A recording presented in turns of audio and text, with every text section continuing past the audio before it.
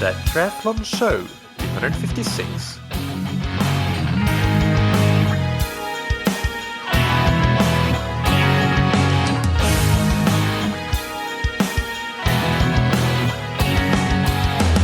Hey, what's up everybody, and welcome back to another episode of That Triathlon Show, the podcast presented by scientifictriathlon.com. I'm your host Michael, and on today's episode I interview Iñigo Mujika. Iñigo is a sports physiologist. He is an associate professor at the University of Basque Country, and he's an elite triathlon and swimming coach. His research areas include topics such as tapering, recovery, detraining, and overtraining. And through all of his coaching and applied physiology work, he's extremely knowledgeable in how to transfer his scientific knowledge into practical and actionable training and planning insights. And longtime listeners of the show will probably have heard me recommend his book, Endurance Training, Science and Practice, more than once. It is probably my favorite book in all of endurance training, the one that I would have as my answer to my question, what is your favorite book, blog, or resource related to triathlon? So that is a great one that I highly recommend you pick up. And it's also available in an infographic version. So we'll have the links to all of that in the show notes. But let's get into the interview where we will discuss periodization, recovery, tapering, among other things, right after thanking our sponsors, Precision Hydration, that you can find on precisionhydration.com. Precision Hydration create electrolyte products that you can match to your sweat sodium concentration.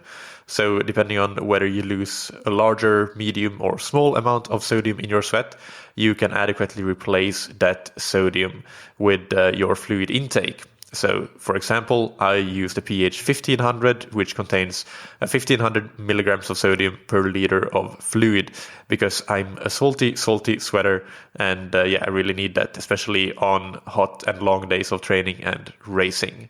You can get 15% off your order of Precision Hydration products with the promo code THATTriathlonshow15 on precisionhydration.com. And big thank you to Roka that you can find on roka.com. Roka are the world-leading manufacturers of wetsuits, tri-suits, swimskins, goggles, high-performance eyewear, and prescription glasses and sunglasses. Personally, some of my favorite Roka products include, the number one is easy. That's the Roka Maverick X2. It's an absolutely amazing wetsuit, and it really does feel like when I put that on, it takes me from being an average swimmer to a pretty decent swimmer that can hold my own in those wetsuit legal races. So just got to learn how to swim really fast without a wetsuit as well for those non-wetsuit legal races, which is a bit of an issue. But that is definitely my number one. But I also love the Gen 2 Elite Aero Tri-Suit, which also has the arms up technology, just like the wetsuits, and their eyewear lines, including, for example, the Matador sunglasses and also the Rory prescription glasses that I'm using. So check out all of Roka's products, and you can get 20% off your order with the promo code that you can get on roka.com/TTS. Now, without any further ado, let's get into the interview with Iñigo Mujika. Welcome to That Triathlon Show, Iñigo. How are you doing this morning? Very good. Thank you, Michael. It's great to have you on. It's actually, you don't maybe know this yet, but I have a question that I ask most guests, which is, what is your favorite book, blog, or resource related to triathlon or endurance sports? A lot of people have recommended your book, Endurance Training, and that's actually the one that I recommend when people send me emails and ask, what is your favorite book? So I have it right here next to me, and it's a great resource. But before we get into the topics for today, can you give the listeners an introduction of yourself, who you are, what you've been doing in your career in endurance sports, and so on? Sure. Again, I'm Iñigo Mujika. I'm a sports physiologist, and I'm also a level 3 swimming and triathlon coach. And I've been involved in elite sports for the past 25 years. I've worked in triathlon, of course, but I've also worked in swimming, in professional football, a bit of rowing, water polo, professional cycling as well. Both as a coach, a trainer, and a sports physiologist. And I've also been involved in academia. So I'm associate professor at the University of the Basque Country. And at the moment, I'm also associate researcher at Finisterra University in Santiago de Chile. So I've been doing a lot of research in the past couple of decades and published 140 scientific papers and a few books. And you mentioned one of them, Endurance Training, Science and Practice. That is actually a book that I edited. It's not a book that I wrote. I also wrote a book, actually the only book available out there about tapering. So I'm a well-known researcher in the topic of tapering and also training, detraining, and a few other things, including recovery, for example. Yeah, we'll get into both of those topics, recovery and tapering as well. Just right now, like, how do you split your time between sort of practical aspects like coaching and the academic side of things? Is it 50-50 or is one side heavier than the other? Well, at the moment, most of my time is dedicated to my work as head of sports science and support services to performance in the Spanish aquatics.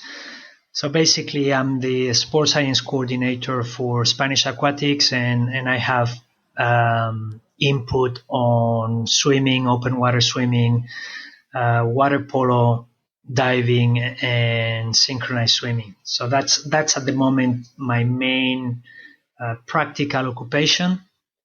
And I also do some teaching and lecturing as associate professor at the University of the Basque Country. And then I am invited lecturer or professor, or whatever you want to call it, at different master's degrees in different universities in Spain and also in Chile, as I said before, and at the University of Reykjavik in Iceland. Mm. And do you still coach any professional triathletes? Not at the moment, no. Okay. I finished coaching professional triathletes with Ainhoa Murua when she put an end to her professional career. And I've been doing some online coaching to recreational runners and not many age group triathletes, but I've done some of that in the past too. But at the moment, I'm not coaching any professional triathletes. Okay. Let's get into our first topic for today, which I want to talk a bit about periodization. You have written about that on your website a bit, and basically, let's hear what are your views on periodization, different models like traditional linear, reverse periodization, block periodization, and how do you choose a good periodization approach based on different aspects like the athlete profile and their goal events, event calendar, and even the sport that they're actually doing, whether it's triathlon or swimming or something different? Well, I think periodization is a basic component of the preparation process of any endurance athlete and also any strength or power-oriented athlete. There has been a lot of confusion about the concept, and there has been a lot of criticism on the concepts of periodization. But I think that is mostly based on lack of knowledge or not having an open mind regarding what periodization is or what periodization should be. A lot of people are stuck on the ideas behind periodization that were created in the 60s and the 70s. But the way I understand periodization is simply as a way of organizing your training in a logical sequence that helps athletes to reach a peak at the desired point in time during the season. So once that is clear in our minds, that periodization is not something that is static, but is something that is really dynamic. It's a dynamic approach to the preparation process. How you choose between different periodization models is going to depend on first coaches' knowledge and coaches' experience and coaches' belief. Secondly, on the athlete's experience and training history, and thirdly, on the competition calendar. So a coach must choose a periodization method depending on his own views or her own views regarding the preparation process, but that has been adapted to the experience and the training history of the athlete.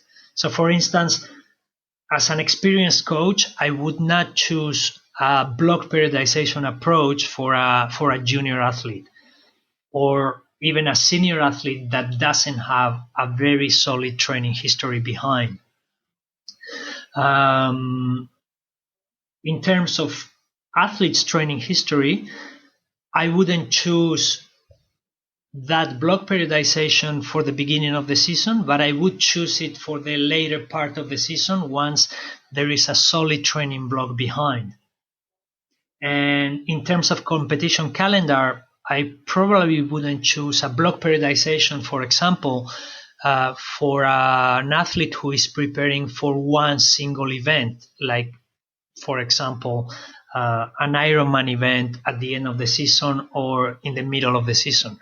On the other hand, if you are preparing an athlete to compete in the World Triathlon Series, then once the competitive season starts and gets going, a block periodization approach might be perfectly suitable for that type of competition calendar.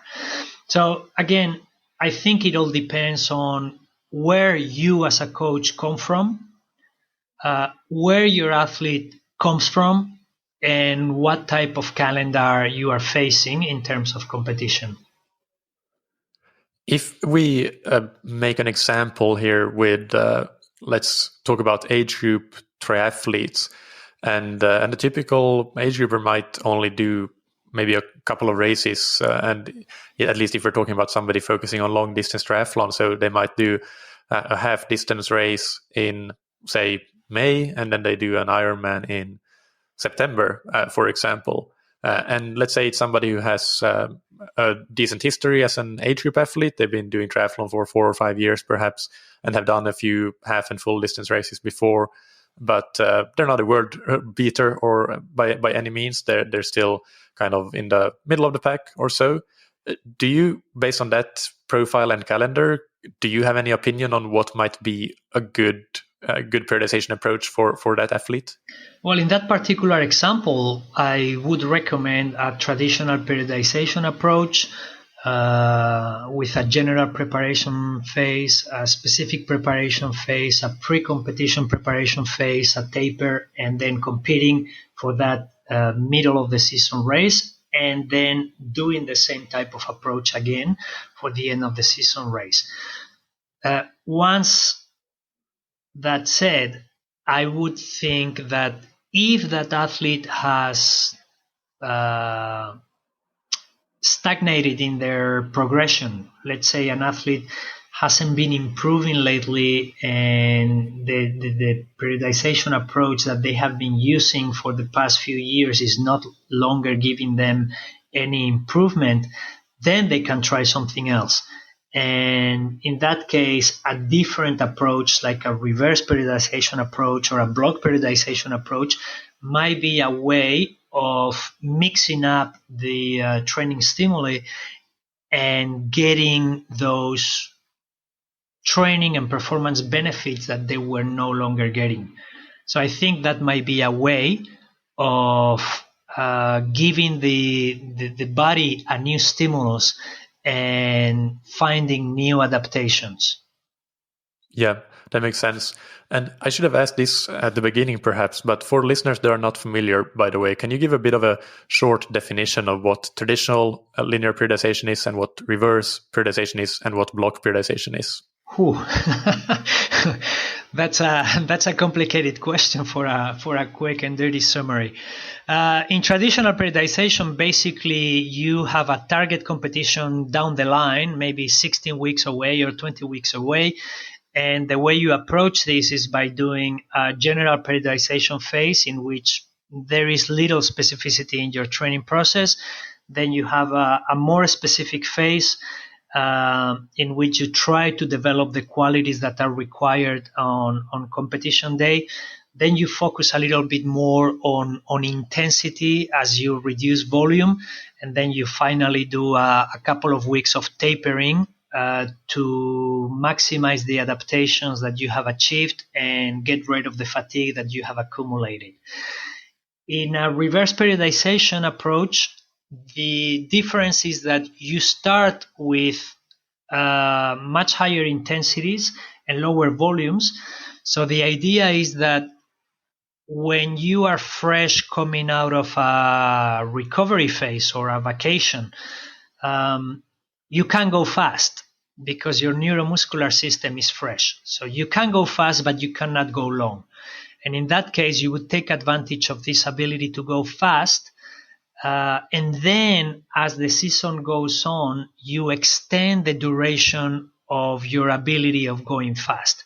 So firstly, you would focus on intensity, and then you would be filling up your training with more volume and more aerobic base so that you can extend the time that you can maintain a high intensity. And in the block periodization approach, instead of targeting on multiple physiological and technical adaptations simultaneously, in each one of those blocks that are called accumulation, transmutation, and realization, you focus on only a couple of targets.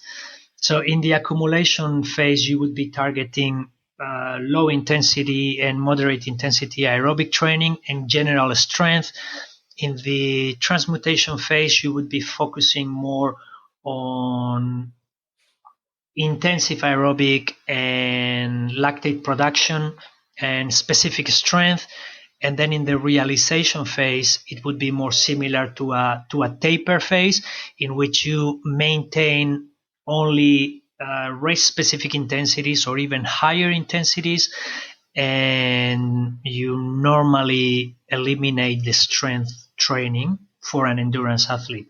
So the idea is that the the transmutation phase will allow you to maintain the adaptations that you achieved in the accumulation phase, and the realization phase will allow you to maintain the adaptations that you achieved in the transmutation phase, although you are no longer working on the particular training contents that characterize each one of those blocks.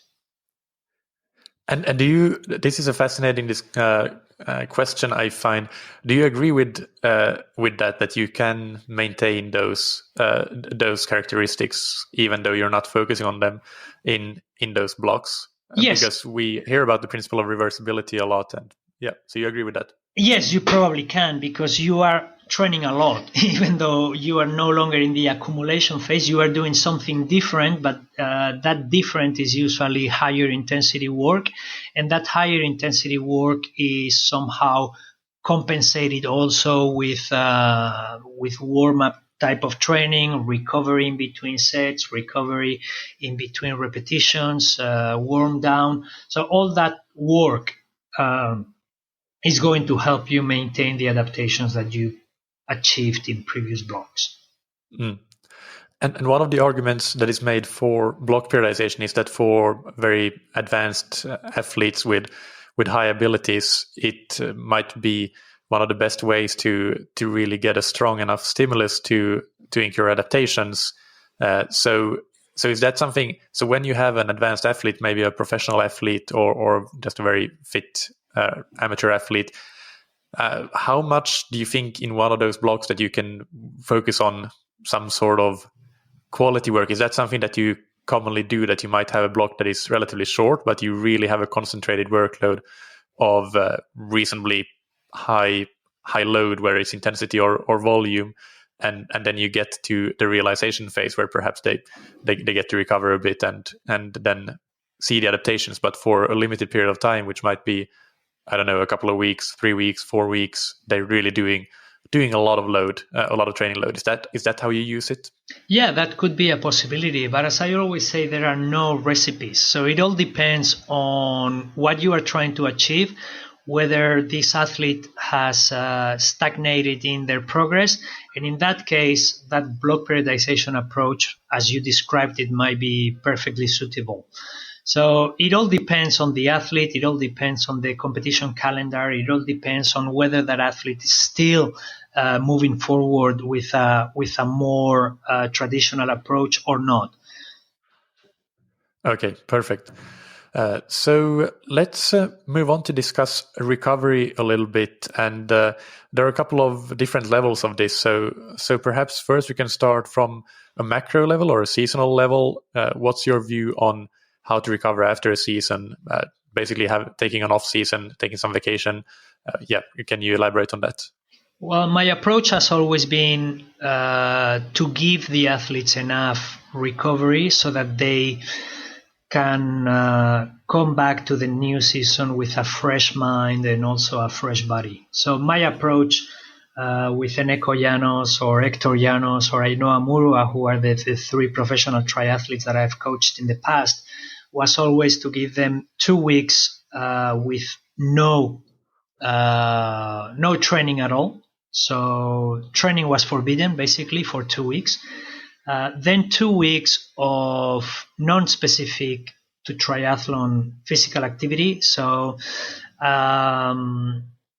hiking in the mountains, surfing, kayaking, playing tennis, any type of physical activity that they enjoyed doing but that didn't involve swimming, running, and cycling was allowed for 2 weeks. Not only allowed, it was recommended for 2 weeks. And then we would slowly get back into training.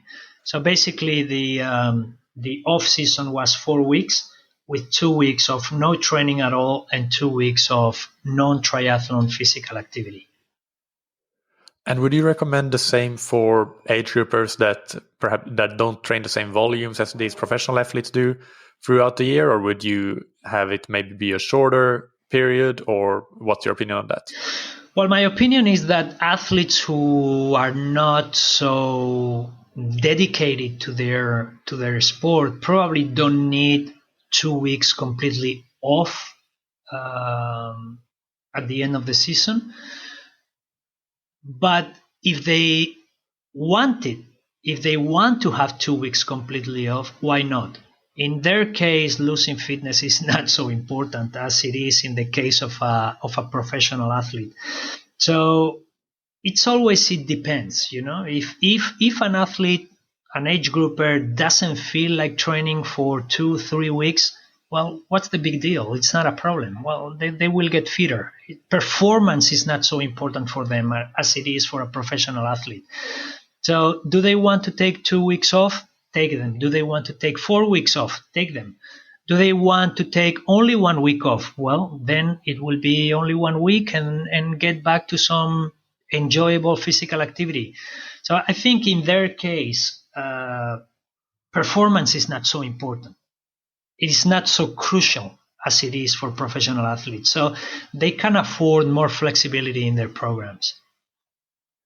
Yeah, from my personal experience, I find that from the physical recovery side, they don't need as much time off. But then again, I agree that 2 weeks is something that they can easily take, and it won't be a hindrance. But I find that from the psychological side of things, many athletes do benefit from taking that time off, because then the motivation is so high when they get back and they can sustain that. They can have the training be more sustainable for the long months leading up to the racing season again. So I still think that generally I like it when my athletes want to and agree with taking 2 weeks off at the end of the season. But then for some athletes, they absolutely can't see themselves doing it, and even taking 2 days off is a bit of a scary situation for them. So then we need to adapt things a little bit. If that's the case, they can do some other type of physical activity that will help them maintain some of the adaptations, but it will take their minds away from the stress of triathlon competition, performance, etc. So if their body is asking them to do some physical activity, well, they can go ahead and do something else, as I said before, something they enjoy: surfing, kayaking, hiking, climbing, whatever they enjoy doing. Yeah. And to get back to the professional athletes that you used in your example, I assume you're not giving them 2 weeks of no training and then 2 weeks of other activities just because, because they need a 4-week vacation. It's actually because of getting the most out of them when they get back to training and having them be at their peak when the important races come. So you must think that there's a performance benefit in the long term of doing that, making the training more sustainable in a way. So is that's right? Like am I correct in saying that you do think that in the long term you are actually benefiting from taking that amount of time off rather than not doing it? Yeah, I think it's a short-term and a long-term benefit. Professional triathlon requires a lot from an athlete's body and from an athlete's mind. So I do think that the body benefits from those 2 weeks completely off. And in those particular examples that I gave you before, one of the main characteristics of those athletes is that they hardly ever were injured for over 10 to 12 years. If you take the example of Eneko Llanos, over the 10 years that I coached him, he only had 1 episode of shin splints and then 2 episodes of low back pain. That's it in 10 years. And I think giving him the right amount of training and recovery on a weekly basis, on a mesocycle basis, and at the end of the season was one of the keys of this resilience against injury. In the case of Ainhoa Murua, it was the same until after London 2012. In 10 years or 9 years of elite triathlon, she only had a plantar fasciitis and then she had a small problem in her kneecap right before the London Olympics. But it was 9 years of full-time professional triathlon with only 2 injuries. And that's very unusual. And I think one of the reasons for that is correct planning of the training, correct planning of recovery in the short term, the medium term, and the long term, and also the continuous strength work and core stability work that gives them the resilience that they need to be able to cope with the huge training loads that they have to cope with during the season. Yeah. Let's move down to that sort of mesocycle level recovery. How are you thinking about that? So, for example, including rest days on some sort of regular basis, or just blocks of a few days of very light training load. How did you use that, and what are your thoughts on that? Well, I like to follow traditional periodization when I'm preparing an athlete for an Ironman event, for example. And in that approach, I normally do 3 to 4 weeks of growing training load, followed by 1 week of reduced training load. And I don't have a formula. I don't always go 10%, 10%, 10%, and then a drop of 50%. I don't have a precise formula. But I try to do something that seems logical to maintain the adaptations during that week at the end of the mesocycle, and at the same time give the athlete enough recovery to be fresh, to be able to face the next mesocycle of growing training demands.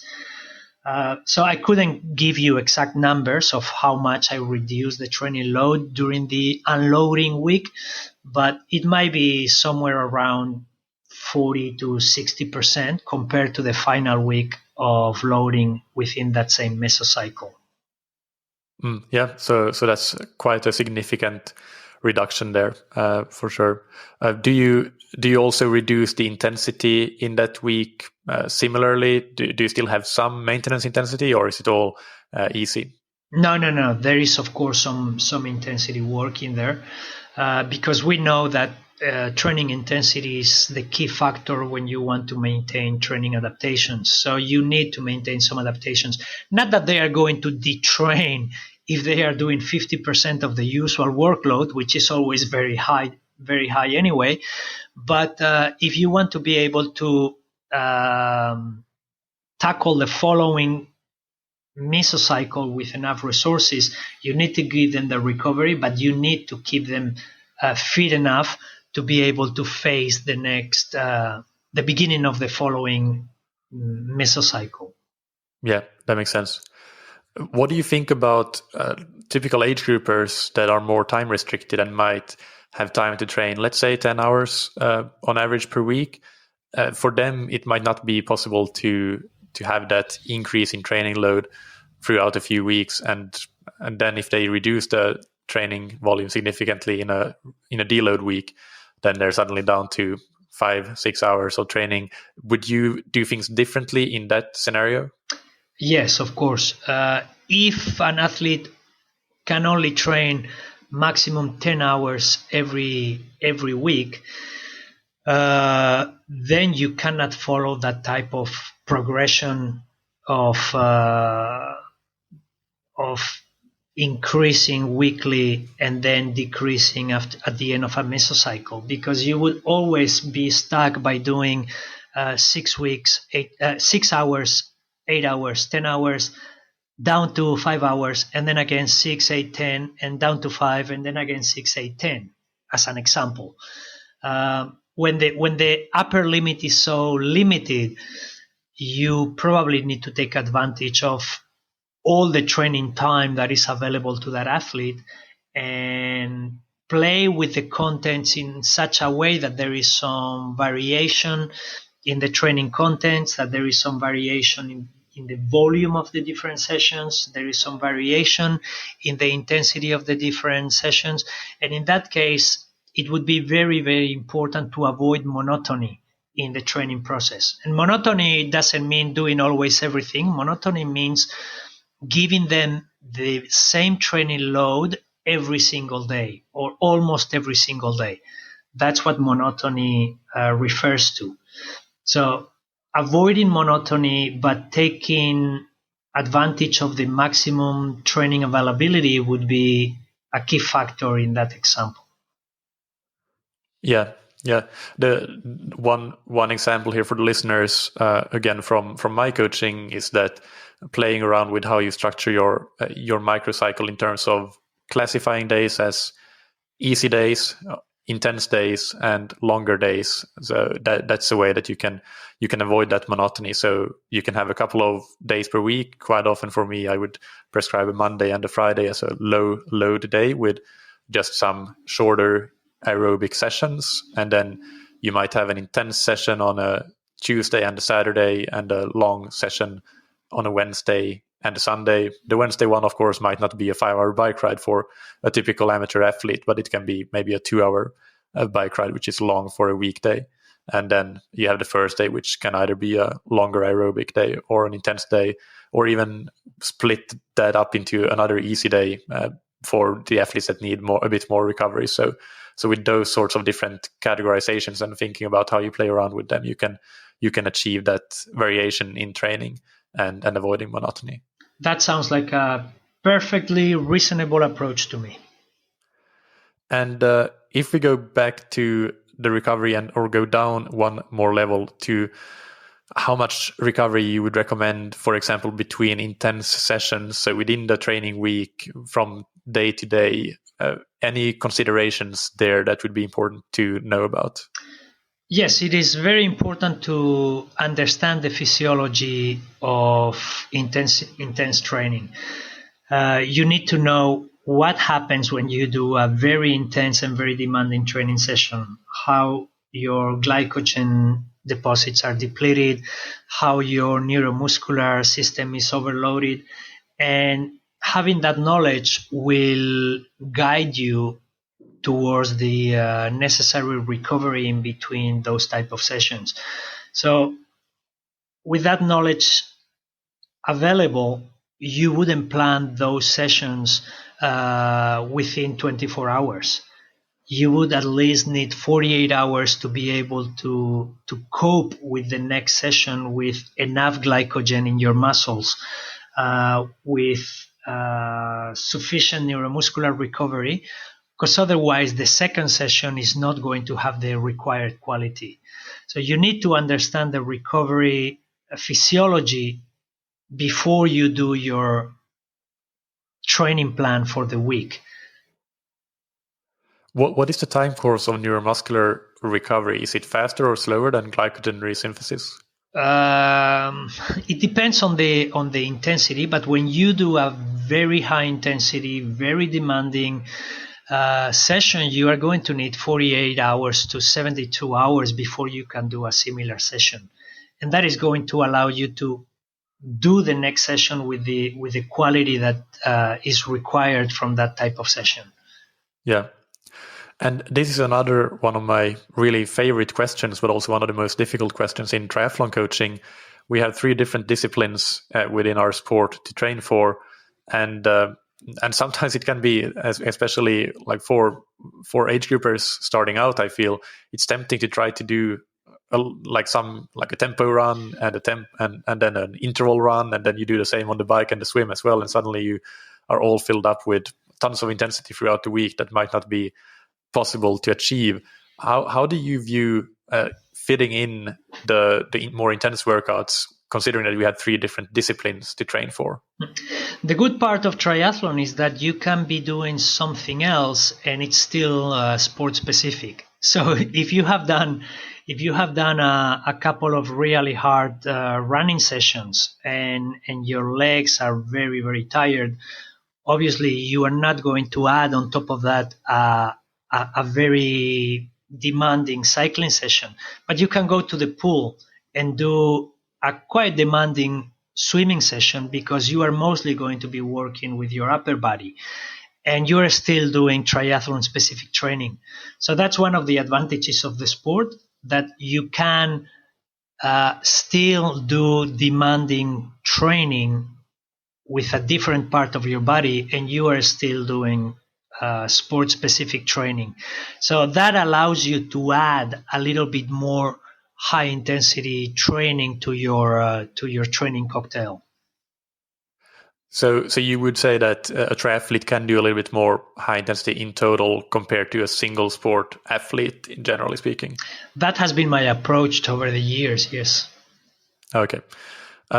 In terms of quantifying recovery, is that something that you've done? Have you used things like HRV, resting heart rate, or anything else to quantify recovery? I don't really use HRV, heart rate variability, because I don't think the information I get from it is precise enough to guide the training process. I think theoretical knowledge of the different recovery processes should be enough, along with other recovery markers, both objective and subjective, to guide your training process. And I think what I can get from other markers is as precise or more precise than trying to guide my training with heart rate variability. So something like morning body mass, morning perception of recovery, perception of fatigue, quality of sleep, duration of sleep, morning heart rate, I think provides us with enough information to be able to guide the training process. Once you have a plan, that will allow you to decide whether the plan can go on as planned or whether you need to introduce some modifications to your training plan. And in that sense, both objective and subjective markers are important, and communication with the athlete is very, very important. That's going to determine whether the training can go as planned or whether you need to introduce some modifications and changes. When you mentioned morning body mass, is that to get an estimate of glycogen and hydration status. Is that how you use that? Yes, that's correct. I think without the need to measure urine osmolarity or urinary specific gravity, you can have an assessment of the athlete's hydration status just by assessing morning body mass, looking at urine color, and paying attention to the sensation of thirst of the athlete. And those three things will give you a very good idea of whether the athlete is properly hydrated or not. And then having a follow-up of body mass is also going to give us information about whether the athlete is maintaining body mass, is increasing body mass, or is decreasing body mass. And depending on whether that athlete needed to decrease body mass or needed to maintain body mass, that will guide us on whether there is a proper energy balance in that athlete. Yeah.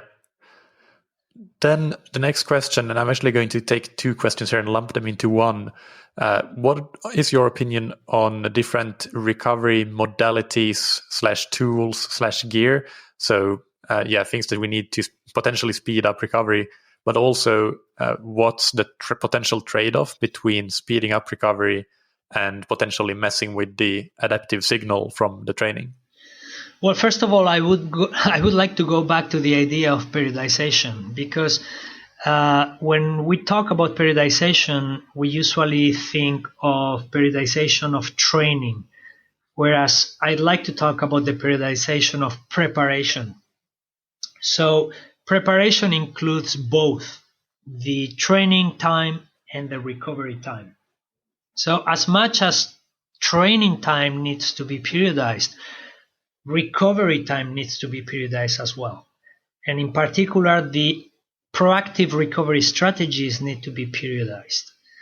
So you would need to match what you do during recovery with what you do during training, and also with your goals at different points within the season. That means that you are not supposed to be doing or utilizing the same recovery strategies throughout the entire season. The recovery strategies that you put in place are going to be depending on what training phase you are in, what you are trying to achieve at each point in time within the season. So for instance, when you are trying to achieve training adaptations, when you are trying to adapt as much as possible, you might take away the different recovery options. Whereas when you are focusing on performance, then you can add as many recovery options as you can so that the athlete focuses on recovery. Because at that point in time, competition is important, performance is important, adaptation is no longer important. So when you are looking for adaptations, you might have an interest in not giving the athlete any recovery tools that might add a difficulty to the adaptation process. On the other hand, when you already have the adaptations and what you are trying to achieve is high performance, in that case, you are no longer looking for adaptations. Therefore, recovery tools are not going to interfere with the adaptation process, and they are going to give the athlete the capacity to perform better on a subsequent competition. So once we understand that recovery should be periodized along with nutrition, along with training, then we can discuss what kind of recovery strategies have been proven to be useful and what recovery strategies might be useless. All right, so let's get into that. And by the way, when we're talking here about the recovery being part of periodization, that's something that you and several other top experts in the field have co-authored a paper about. So I'll be sure to link to that paper in the show notes for this podcast. So I think you coined the term integrated periodization, or something like that, if I'm not mistaken. But Yes, anyway, we'll have the yes. link to that paper in the show notes. Yes, that's correct. It's the idea of integrated periodization consists of integrating what you are doing in training with what you should be doing in terms of your recovery, in terms of your nutrition, in terms of your technical adaptations, in terms of your psychological interventions. Everything should be directed towards a particular goal within a particular training phase. Yeah. And so all that will be linked to. And but yeah, let's get into the tools themselves. Which tools in the competition phase, when you want to maximize recovery and performance, what tools can be useful? Well, one of the tools is called nutrition, and that is very, very, very important. There is a second tool which is extremely important, and is called sleep. I know triathletes enjoy toys. I know triathletes generally love gadgets. But before any toys, before any gadgets, nutrition and sleep are the most important recovery tools that we have. If we don't get those two right, anything else that we might do in terms of recovery is going to be useless.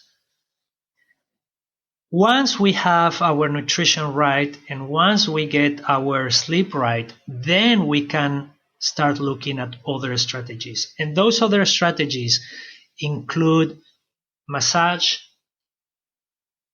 compression garments, hydrotherapy. Those three strategies in particular can have a small but positive effect on the quality of recovery. So they won't give us any great improvement in our recovery, but at least they won't hinder our recovery. So at the very least, we are not going to get a negative effect from those three strategies: massage, compression garments, hydrotherapy.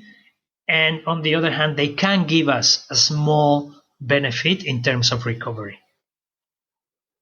With food and sleep, just to clarify, sleep in particular, I assume that you should optimize no matter where you are. You should never try to cut yourself short on sleep to get a better adaptation. Correct me if I'm wrong, but that would be my understanding. Nutrition, I would kind of assume the same thing, but maybe you have a different opinion there, that in certain phases you might want to withhold nutrition for a while after sessions. I don't know. So should those two be periodized as well in terms of the recovery, or are those kind of, you always want to do the best you can with the nutrition and the sleep from a recovery standpoint? In my opinion, sleep is mandatory. Trying to optimize it is mandatory throughout the entire season. With nutrition, we can play a little bit more. We can use a periodized approach to nutrition, and that's part of the paper you mentioned before. It's a topic that has been covered recently by experts in sports nutrition like Louise Burke or Asker Jeukendrup or Trent Stellingwerf.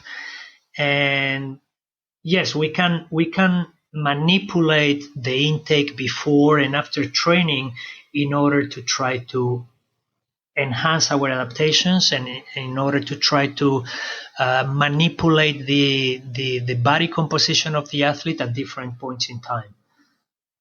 That said, we can manipulate nutrition, but again, I wouldn't try to play with how much sleep we are getting. I would always provide the athlete with enough sleep, no matter what phase of the season we are in. Got it. Yeah. We talked about periodized nutrition with both Louise Burke and John Hawley on the podcast before, so the listeners can go and listen to that. And that's part of periodized nutrition. For example, things like train low strategies. I was kind of asking more from the perspective of recovering after such session, but I now realize that to do those sort of train low sessions. After certain sessions, you also probably will withhold carbohydrates at least. So that means that you're not always maximizing your nutrition. So completely understand where you're coming from with that. Then the other follow-up that I have is around things like the Normatec boots and similar products. Do you see any value in them? Yes, I do. I think Normatec boots have enough, not necessarily Normatec, that's a brand, but intermittent pneumatic compression, there is enough scientific evidence behind their use. Again, they won't give you an extremely positive effect. It won't improve performance in a very important way. They won't give you a big effect in terms of recovery, but they will give you a small positive effect. So they can add to the recovery process, and therefore they can be considered a tool that might be useful when we are preparing for competition or when we are in a phase in which we want to emphasize recovery after a particular training session or before a particular training session, so that we can approach that particular training session with fresh legs. Right. And finally, on the topic of recovery, how much recovery would you typically, or how would you plan the return to training after races, for example, with the triathletes that you coached? We published a case study on Eneko Llanos on his recovery following Ironman races. So I had a blood check for him after 6 races in which he finished either first or second. So I think we had 6 races, 3 of which he won and 3 of which he finished second. And what we saw was that his blood values, at least, were back to normal within 5 to 8 days after an Ironman event. Does that mean that he is ready to get back into normal training? Well, in his case, yes. He recovered very, very quickly. And if needed, before a subsequent race, he could get back to normal training within 1 week after an Ironman event. I don't know whether that's the case for every triathlete out there. Maybe some of them have a slower recovery. I don't think there is sufficient scientific evidence out there to give general recommendations. But I think in the case of elite triathletes, they can go back to normal training, but normal training is usually progressive training after 1 week or 10 days after an Ironman event. If that Ironman event represents the end of the season, then they would go to their off-season phase, in which, as we discussed before, I would give them a couple of weeks of no exercise followed by a couple of weeks of non-specific physical activity. Great. Yeah, I just remembered an anecdote that Malcolm Brown, former coach of the Brownlee brothers, told me, which was about 2 marathon runners that he coached, I believe, that ran a 2:15, 2:20 marathon in Scotland, I think, at some point. And just to illustrate the difference, the individuality in recovery, he said that one of them was disappointed with his time, and he ran a marathon the next week. So within 1 week, he did another marathon and set a better time that he was more happy with. The other runner, still 4 weeks after the marathon, that was the time when he felt that, okay, now I'm ready to resume training again. And these were similar age, similar ability levels. So just goes to show that individuality has a huge part to play there. Mm-hmm. And I think it also has to do with how fast you go in relation to how fast you can go. What I mean by this is that an elite triathlete doing only a marathon might be able to run that marathon in, let's say, 2:25 or 2:30. But when that athlete runs an Ironman marathon, they are going to run in 250, 245, 255, 3 hours. So they are running much slower than they can actually run. So the muscle damage that they are going to suffer is not as much or as bad as it would be if they had done only a marathon. That is my view and that is my approach. Some people might not agree with it, but in my experience, the recovery after an Ironman is faster because you are not inducing so much damage, because you are not running very fast compared to how fast you could actually run that marathon race. Yeah, I would agree with that, absolutely. And that's, I think, it for recovery. So let's move on to discuss tapering. And first, perhaps if you can start by describing what is known as the general guidelines from what we have in terms of scientific evidence about how to plan a good taper. Well, the first point would be to define what a taper is. And a taper is a phase of reduced training that some athletes might undertake in the lead up to a major competition. Sometimes we hear athletes say that they are tapering and they are actually training as much as they were training before, or they are training more than they were training before because they look at the competition approaching, they get stressed and they start going to training more often. So they end up training more. And what I mean by providing this definition is to make people understand that you don't always taper simply because you are 2 weeks before competition. You might decide not to use a taper. The taper is a strategy that you might or might not use in the lead up to a competition. If you decide to do a taper, then you need to understand what a taper is. And a taper is a phase characterized by a reduced training load in the lead up to that competition. If you are not reducing the training load in a progressive manner, then you are not tapering. So, what are the usual characteristics of a taper? According to a meta-analysis that we have done and some other meta-analysis that have been done on team sports and also on strength-oriented athletes, there are some general recommendations that can be provided for athletes when they design their taper. And those recommendations include reducing the training volume by 50 to 60% compared to the training volume of the mesocycle before the taper, to maintain training intensity, and usually to maintain the percentage of high intensity training that they were doing before, to maintain training frequency relatively high. That said, some athletes might end up reducing the training volume by taking out a couple of training sessions. And in that case, they are also reducing the training frequency.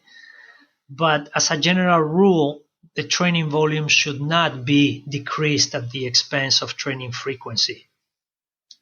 And the ideal duration would be somewhere between 10 and 14 days. Some athletes might decide to go longer. They might go to 3 or even 4 weeks. Some athletes might decide to go shorter. But the general recommendation that came out of that meta-analysis is that a 2-week taper is going to work for the majority of athletes. Those would be the general recommendations when we don't have a clue on how to design our taper in the lead up to a competition.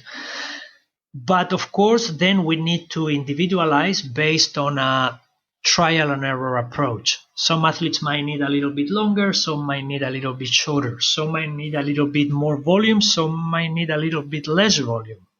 So we need to play a little bit around those numbers that I provided you as a general guide. Yeah, one aspect of that individualization and adjusting some variables that some coaches prescribe is for the more kind of slow twitch dominant athletes, they recommend taking a shorter taper and reducing volume a bit less.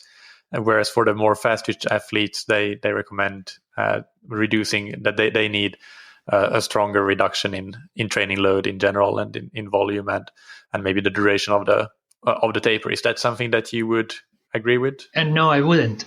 If you ask my opinion, it's going to be based on the scientific evidence, and there is no scientific evidence indicating that the athlete or the event are going to determine the duration of the taper.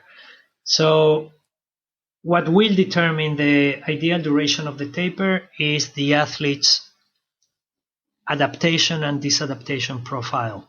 And that is not going to depend on your muscle fibers. It's not going to depend on whether you run a marathon or you run 100 meters, on whether you are a sprint distance triathlete or whether you are an Ironman triathlete. It's absolutely individual.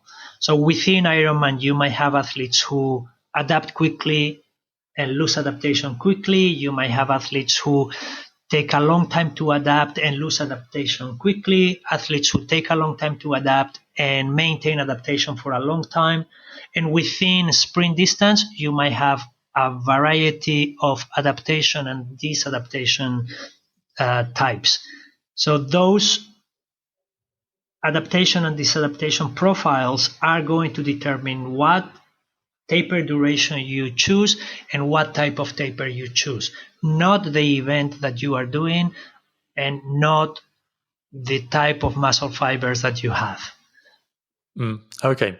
And so then the trial and error approach is simply after the race evaluating with the athlete how they performed compared to how you think that they could perform and whether it was a success or not, and then you adjust based on that. Is that the general process? That would be too simple and it wouldn't be very precise, because maybe the athlete is physiologically and physically perfectly ready for a great performance, but psychologically the athlete has not been able to cope with the stress of competition, and then there is a counter performance and we think that our taper was completely wrong. And that might not be the case. So we need to assess the performance capacity of the athlete in training during the taper process.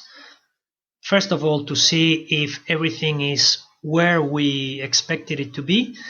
And secondly, to determine what is the performance potential of the athlete.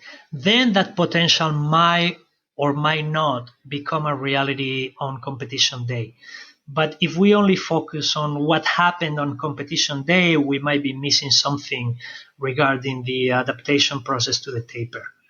So my recommendation would be not to focus only on what happened on race day, but to focus also on how the taper has been progressing and how the fitness and performance potential of the athlete has been evolving throughout the taper. So you would look at performances in some benchmark workouts, for example. For example, or you can assess the perception of effort to a heart rate, or the perception of effort to a given power output, or a given swimming velocity, or a given running velocity, and that will give you an idea on whether the athlete is running easier at a given speed or feels the same perception of effort for a faster speed, etc. Yeah. In terms of the shape of the taper, I know that I think your meta-analysis talks about the different shapes. So you can have a step taper or a progressive linear taper or even exponential taper. Those are some of the forms that I remember you mentioning. Can you explain those a little bit? What's the practical application of them? Well, the different types of taper were described in a paper that we wrote in 2003 in Medicine and Science in Sports and Exercise. And they were divided in four major types. One was a step taper, in which you simply decide to approach the taper by reducing your training by a given percentage. So let's say for the next 2 weeks, I'm going to train 50% of what I have been training in the past mesocycle. So that would be a step taper in which there is no progression in the reduction of the training load. Then there was the linear taper, in which, as the name implies, you reduce the training load or the training volume linearly. So let's say you are running on average 10 kilometers a day in the previous mesocycle, and during the taper you are going to be running 9, 8, 7, 6, 5, and so on until the day before competition. That would be a linear reduction in the training load. And then you can reduce exponentially with a fast decay or with a slow decay. And that means that you are going to initially reduce the training load a little bit more, and then that reduction line is going to slow down. There is going to be a stabilization of the training load a little bit closer as we get closer to the competition day. So those would be the general approaches. In the meta-analysis, we could only compare a progressive strategy, which included a linear decrement of the training load and also an exponential decrement of the training load, versus a step taper, because the scientific literature didn't have enough evidence out there to compare the other methods. And when we compare the progressive, again, including linear and exponential drops, versus the step taper, we saw that the linear decrement was probably, the progressive decrement was probably more effective, but the step taper was probably a very useful strategy for cycling in particular. And that is something that, from an experience, a personal experience point of view, I have experimented in grand tours. So in other words, what I mean is that a progressive taper, whether linear or exponential, might be a perfectly valid approach for a cyclist to prepare for a 1-day competition or for a 3, 4, 5-day competition. But when we are dealing with a grand tour, that is a 3-week race, in that case, maybe a step taper might be a very good strategy. All right, that's very interesting. And in terms of the volume reduction of around 50% as the starting point from the scientific literature, when we're talking about a progressive taper, would you simply average out the volume over, let's say, a 2-week taper, for argument's sake, and you have then you have an average for your daily volume, and you would compare that with the average for the mesocycle before the taper, and that's how you calculate the 50%, basically? Yeah, basically you are assessing the area under the curve of the previous mesocycle versus the area under the curve of the taper phase. So how much training you are doing in total in the previous mesocycle, and how much training you are doing in total during the taper.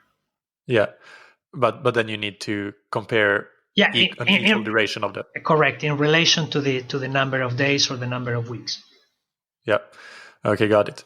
And there have been some, I think the Bent Rönnestad and his lab have done some interesting works on taper more recently. For example, there was a case study, I believe, with doing 5 days of hard interval workouts and then tapering for hard for 1 week, I think a step taper, and then seeing some really good results. Of course, that was an N=1 case study, but I'm not sure. I think they have done some other studies with more athletes as well, with that sort of very intensity focused taper or block before a step reduction in volume and intensity. Do you have opinions on that? Yes, I was involved in that case study with 2 mountain bikers. And the idea was that basically when you had 2 races in close proximity within your competition calendar, how would you approach that? Would you have enough time to add a training block in between 2 races, or you are better off doing a phase of very high intensity training for a few days and then a mini taper in the lead up to the competition? And that approach was particularly useful for this particular elite mountain biker.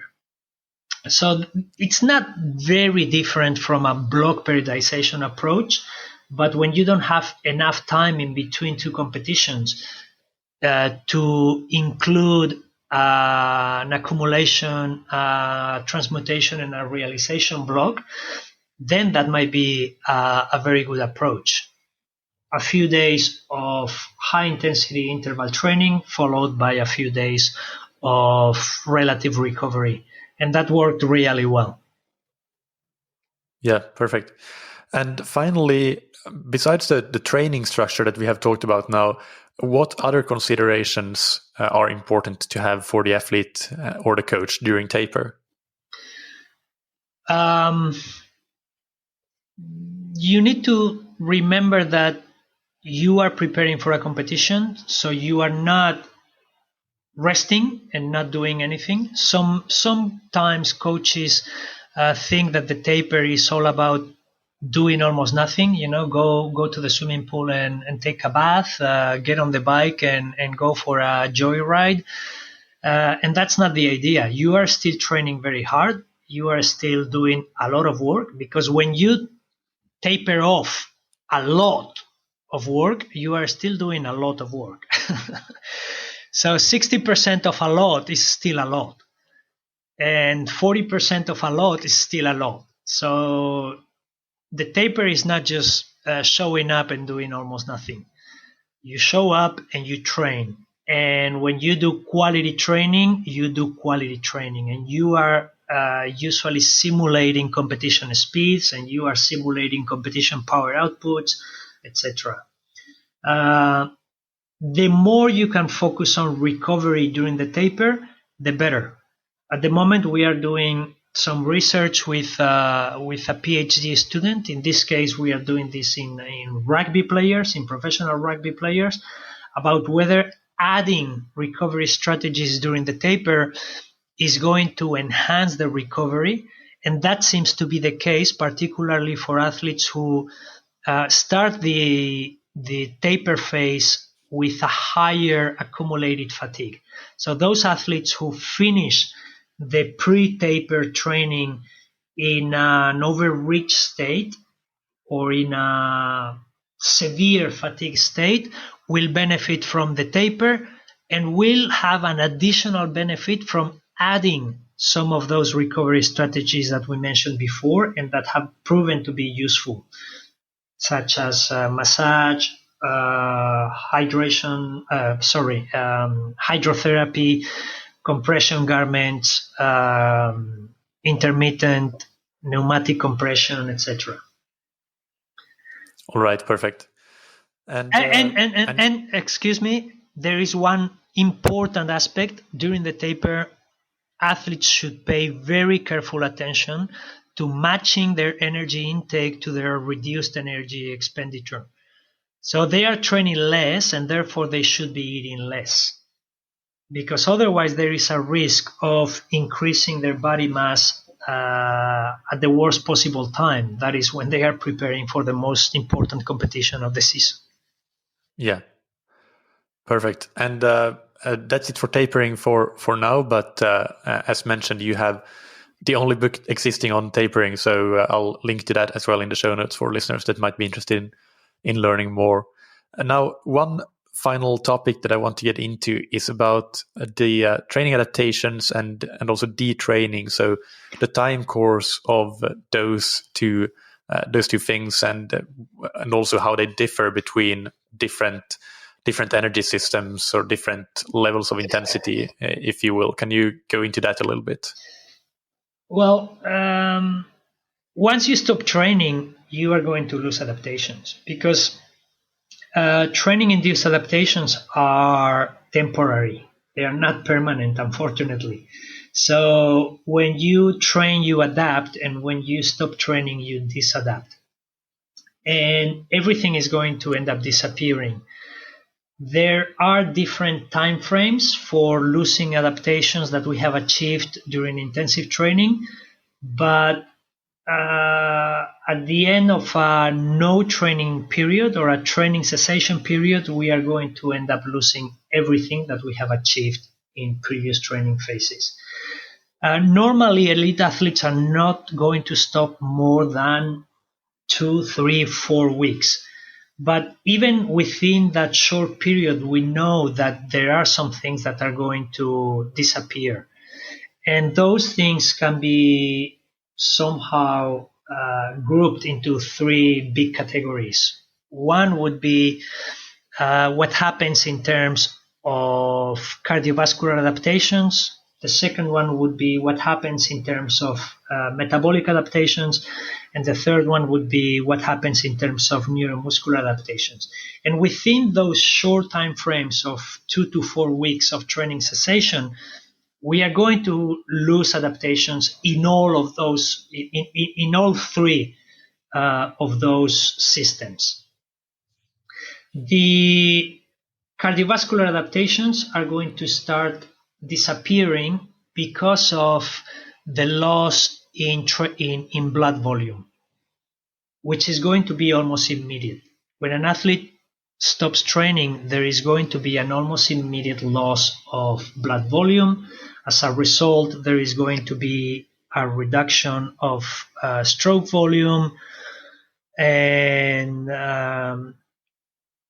after a few days, that is going to end up inducing a loss in VO2 max, in maximal oxygen uptake. There is going to be a loss in the threshold, and there are going to be a few other markers that are going to impair our cardiovascular capacity. In terms of the metabolic disadaptations or the metabolic detraining, what happens is that we have exactly the same characteristics of a metabolic syndrome in a small scale. A metabolic syndrome is characterized by physical inactivity, overweight, obesity, hypertension, dyslipidemia, insulin resistance, or even diabetes. Well, all those things are going to happen in an elite athlete within 4 weeks of training cessation at a small scale, but those changes are going to take place. The difference is that in the case of the metabolic syndrome, this is multiplied by years and years of physical inactivity. But the loss of adaptations that the elite athlete will undergo in terms of metabolic system are going to be exactly the same as those of the metabolic syndrome. And from a neuromuscular point of view, there is going to be some changes that will appear after about 3 weeks. And in that sense, we also wrote a meta-analysis about the loss of neuromuscular adaptations. And what we see is that within or after 3 weeks of training cessation, everything is going to start disappearing. And when I mean everything, I mean concentric strength, eccentric strength, static strength, dynamic strength, power, submaximal, maximal, everything is going to start disappearing after 3 weeks. Because there is going to be a loss in the fiber diameter after 3 to 4 weeks, and because after 2, 3, 4 weeks there is going to be a loss in the velocity of transmission of neural impulses. So those two things are going to work against the ability of the athlete to produce force, power, and everything that has to do with the production of high speed and high quality movement. That's a great summary. And to follow up on that, so what are the implications that this knowledge can have when it comes to training? I can think of some examples. Well, one of them would be, for example, the off season the vacation after the season that we already talked about. But also there might be situations when an athlete is injured, when knowing about these things can be beneficial. Like if you can cross train to maintain at least your cardiovascular adaptations by doing some water running or similar? Are there other applications and things that we should consider? Yes, of course. In the off season, we need to decide how much we want to allow an athlete to detrain.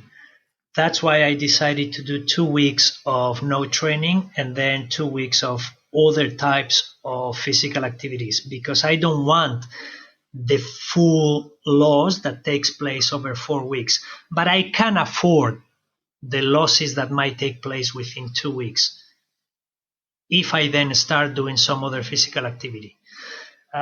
So the physical activities or the type of things we can do when we want to retain adaptations in case of injury, or if we don't want to lose too much during vacation periods, include, for example, a reduced training strategy.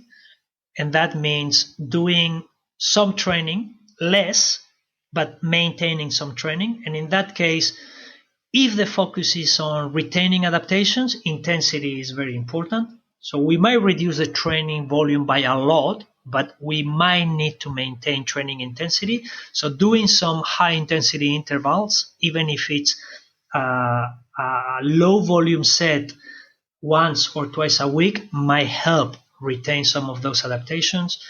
Another strategy would be cross training. And that means doing something that is not what we usually do in training. But in that case, we need to know that for elite athletes, cross-training is only useful as a strategy to retain adaptations if it is a similar mode type of training. So for a marathon runner, it would be useless to go rock climbing, because it's not a similar mode type of training from a biomechanical and from a physiological point of view. But for that marathon runner going cross-country skiing, then that would be a useful strategy, because it's a similar mode cross-training, both biomechanically and physiologically. Another strategy or another aspect that we can keep in mind is the idea of cross-transfer effect or cross-education effect. And that is the transfer of strength training gains from the ipsilateral member to the contralateral member. And what that means is that if I train my left leg for strength, I am gaining some strength also in my right leg. So if I am injured in one leg, there is no problem for me to keep training the other leg to help the injured leg retaining to some extent some of the training-induced adaptations. And finally, there is a concept that was proven a few years ago, in 2014, I think it was, showing that the cerebral cortex might have a huge impact on retaining training adaptations. So only the fact of thinking about doing an exercise, even if you don't do the exercise, you simply mimic in your head that you are doing an exercise might help you avoid some of the detraining effects of inactivity or the detraining consequences of training cessation. Those are a lot of really interesting strategies. So thank you for that. And we're approaching the end of the interview here. I have 3 rapid fire questions that we need to get through. But before we go to them, is there anything else? I know you're also very big on strength training, for example, but anything else that you're very interested in that you just want to give a brief highlight or piece of advice to the audience? Well, recently we have been doing quite a bit of work on strength training for endurance performance. And I think the evidence out there is strong enough to suggest that athletes involved in endurance sports should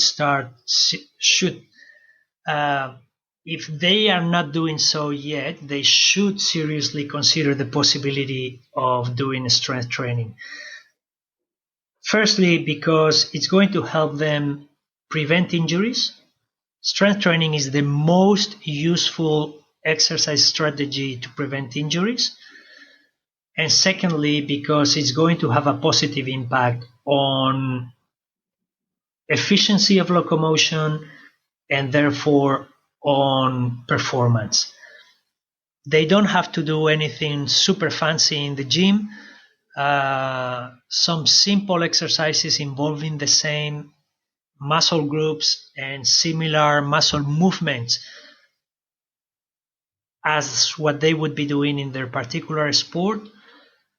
1 or 2 sets, 3 to 4 exercises, a couple times a week should be more than enough to develop adaptations that are going to have a positive impact on injury prevention on the one hand and performance on the other hand. That would be for developing those qualities. For maintaining those qualities, once the competitive season starts, 1 session per week would be enough to maintain the adaptations that they have previously achieved. And to develop the qualities, what sort of weight and rep range recommendations would you give?